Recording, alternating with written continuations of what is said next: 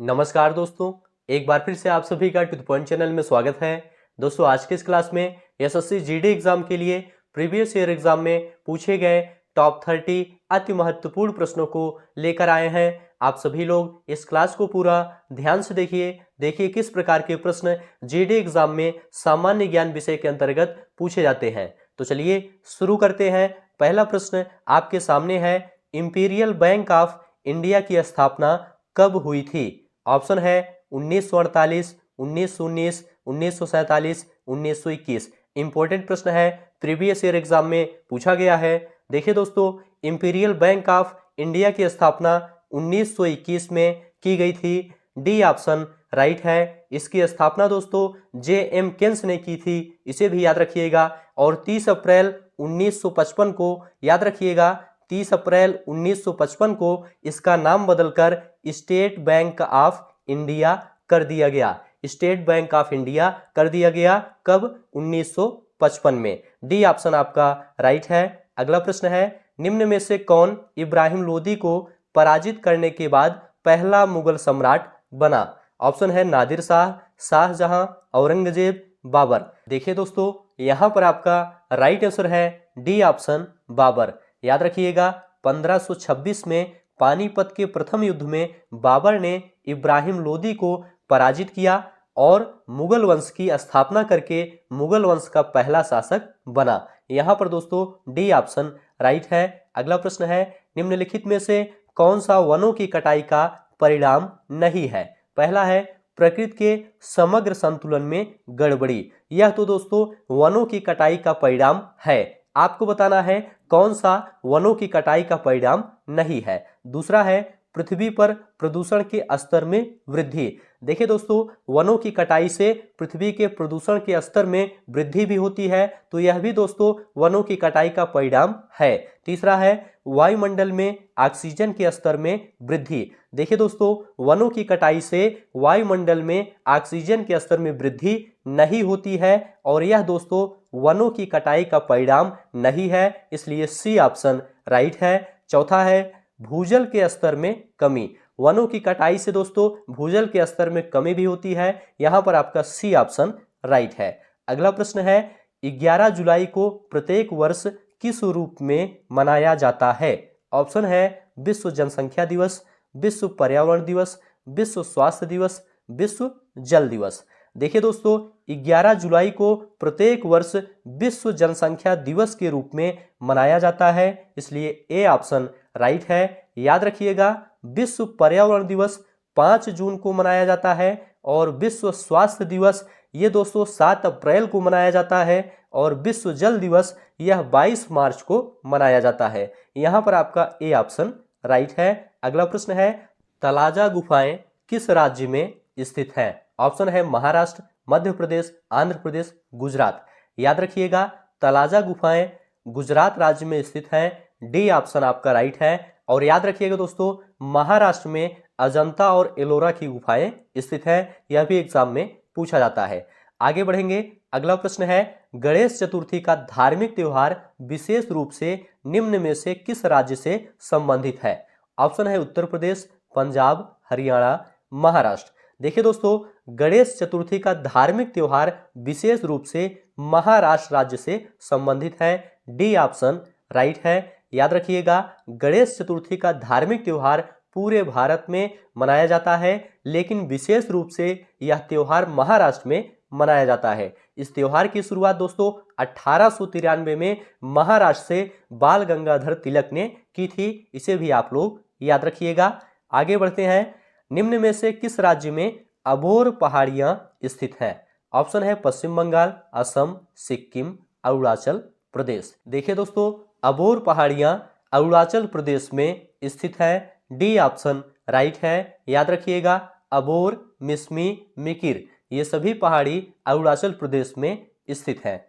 अगला प्रश्न है, बॉम्बे में पहली सूती कपड़ा मिल की स्थापना किस वर्ष की गई थी? ऑप्शन है 1876, 1867, 1854, 1845। यहां पर दोस्तों आपका राइट आंसर है सी ऑप्शन 1854। बॉम्बे में पहली सूती कपड़ा मिल की स्थापना 1854 में की गई थी। सी ऑप्शन राइट है। अगला प्रश्न है, निम्न में से कौन ज्ञात्रिक या झात्रिक क्षत्रिय वंश के प्रमुख के पुत्र थे? ऑप्शन है गौतम बुद्ध, ऋषभनाथ, पार्श्वनाथ, वर्धमान, महावीर। देखिए दोस्तों, यहां पर आपका राइट आंसर है डी ऑप्शन वर्धमान महावीर। याद रखिएगा, वर्धमान महावीर जैन धर्म के 24वें तथा अंतिम तीर्थंकर थे और इनका जन्म 540 ईसा पूर्व में वैशाली के कुंडग्राम में हुआ था।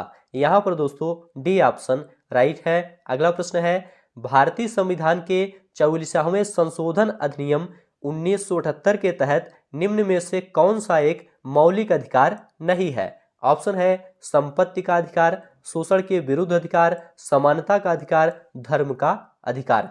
तो देखिए दोस्तों, यहाँ पर आपका राइट आंसर है ए ऑप्शन संपत्ति का अधिकार। संपत्ति का अधिकार दोस्तों अब कानूनी अधिकार है, अब यह दोस्तों मौलिक अधिकार नहीं है।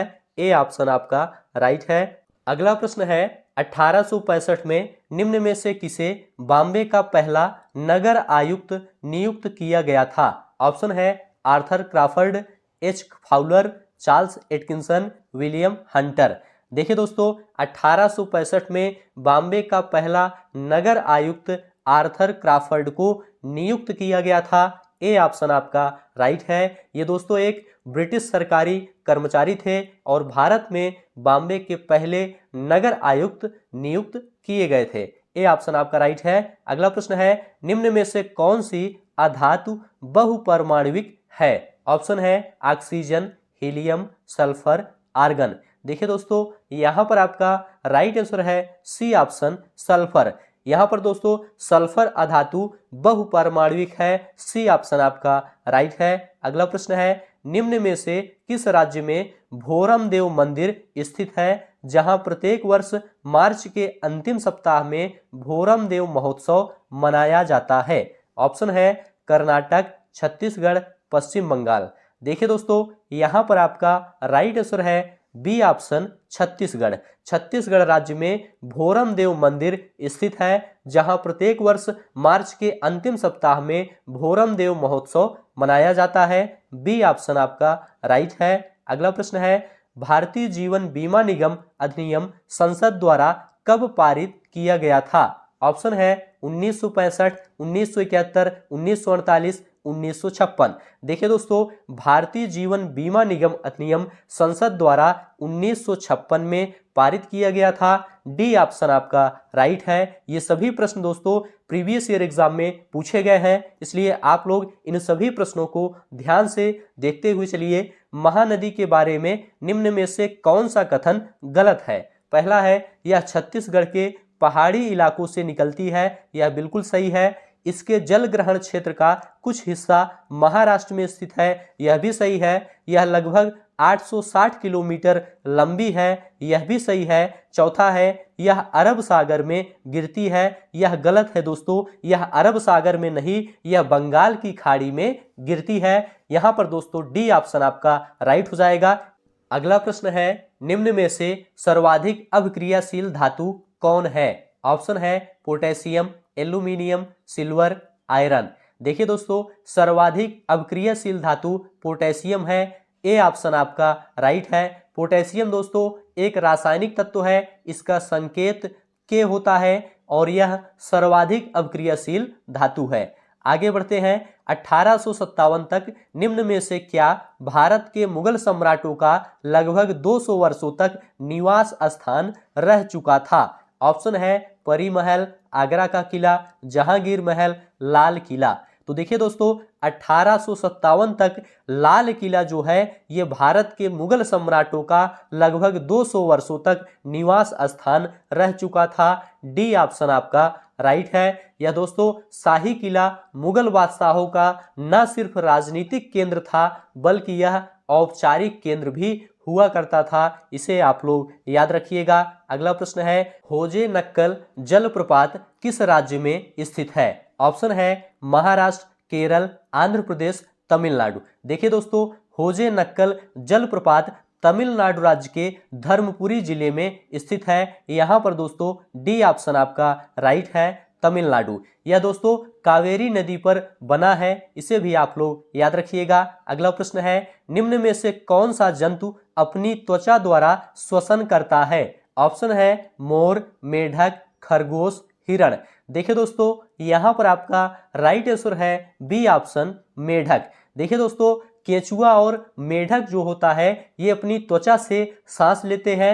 वायु दोस्तों इनकी त्वचा से आसानी से गुजर सकती है जो इसे आर्द्र और चिपचिपी बनाती है। तो यहां पर दोस्तों आपका बी ऑप्शन बिल्कुल राइट है। अगला प्रश्न है, ला लीगा खिताब किससे संबंधित है? ऑप्शन है फुटबॉल, क्रिकेट, दौड़, टेनिस। देखिए दोस्तों ला लीगा खिताब ये फुटबॉल से संबंधित है, इसलिए ए ऑप्शन राइट है। ये सभी प्रश्न दोस्तों प्रीवियस ईयर एग्जाम में पूछे गए हैं, आप लोग ध्यान से इसे देखते हुए चलिए। त्वेसा मलिक एक भारतीय खिलाड़ी है। ऑप्शन है गोल्फ, वॉलीबॉल, शतरंज, बास्केटबॉल। किस खेल की खिलाड़ी है? देखिए दोस्तों त्वेसा मलिक एक गोल्फ खिलाड़ी है, यहाँ पर ए ऑप्शन राइट है। और याद रखिएगा वॉलीबॉल से संबंधित खिलाड़ी बलवंत सिंह सगवाल हैं, इन्हें याद रखिएगा, इंपॉर्टेंट है। शतरंज से संबंधित खिलाड़ी विश्वनाथन आनंद हैं, ये काफी प्रसिद्ध हैं, इनसे भी प्रश्न पूछा जाता है। बास्केटबॉल से संबंधित खिलाड़ी खुशीराम हैं, इन्हें भी आप लोग याद रखिएगा, इनसे भी प्रश्न पूछा जाता है। अगला प्रश्न देखेंगे, 1708 में गुरु गोविंद सिंह जी की मृत्यु के बाद खालसा ने किसके नेतृत्व में मुगल साम्राज्य के खिलाफ विद्रोह किया था? ऑप्शन है गुरु नानक देव, गुरु अमरदास, गुरु अंगद, बंदा बहादुर। देखिए दोस्तों यहां पर आपका राइट आंसर है डी ऑप्शन बंदा बहादुर। 1708 में गुरु गोविंद सिंह जी की मृत्यु के बाद खालसा ने बंदा बहादुर के नेतृत्व में मुगल साम्राज्य के खिलाफ विद्रोह किया था। डी ऑप्शन आपका राइट है। बंदा बहादुर दोस्तों एक सिख योद्धा थे, इन्हें मुगलों के विरुद्ध संघर्ष के लिए जाना जाता है, इसे आप लोग याद रखिएगा। भारत के पंजाब से निकलने वाली 5 नदियां पाकिस्तान में मिथनकोट में किस नदी में मिल जाती है? ऑप्शन है ब्रह्मपुत्र, गंगा, सिंधु, यमुना। देखिए दोस्तों यहां पर आपका राइट आंसर है सी ऑप्शन सिंधु।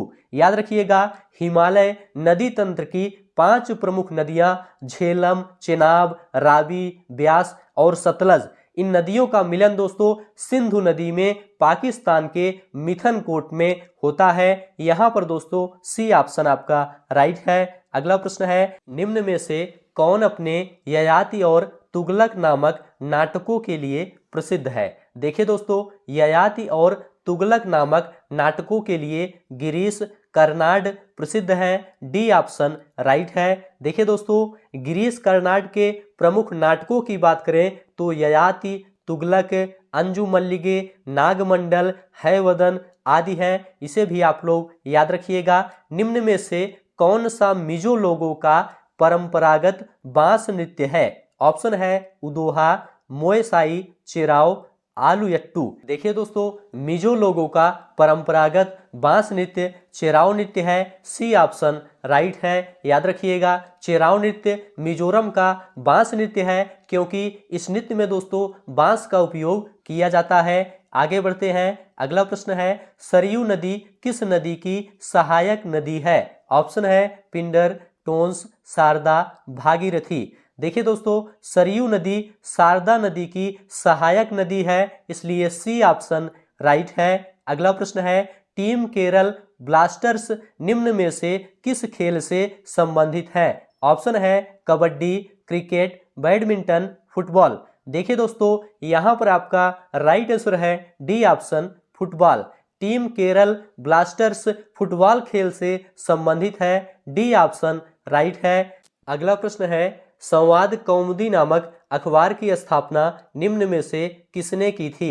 ऑप्शन है ईश्वर चंद्र विद्यासागर, रास बिहारी बोस, राजा राम मोहन राय, शिशिर कुमार घोष। देखिए दोस्तों यहां पर आपका राइट आंसर है सी ऑप्शन राजा राम मोहन राय। राजा राम मोहन राय ने 1821 में बंगाली पत्रिका संवाद कौमुदी का प्रकाशन किया था। सी ऑप्शन राइट है। अगला प्रश्न है, निम्न में से कौन तीरंदाजी में भारत का प्रतिनिधित्व करता है? ऑप्शन है सौम्यजीत घोष, मनिका बत्रा, नीरज चोपड़ा, दीपिका कुमारी। देखिए दोस्तों, यहां पर आपका राइट आंसर है डी ऑप्शन, दीपिका कुमारी। दीपिका कुमारी तीरंदाजी में भारत का प्रतिनिधित्व करती हैं। डी ऑप्शन राइट है। बात करेंगे दोस्तों सौम्यजीत घोष की, तो ये टेबल टेनिस खिलाड़ी है। मनिका बत्रा की बात करते हैं तो ये टेबल टेनिस खिलाड़ी ये भी है। और नीरज चोपड़ा की बात करते हैं तो ये जेवलिन थ्रो से संबंधित है, भाला फेंक खेल से संबंधित है। आगे बढ़ते हैं दोस्तों, अगला प्रश्न है, निम्न में से किसे विटीकल्चर के रूप में जाना जाता है? ऑप्शन है सब्जियां,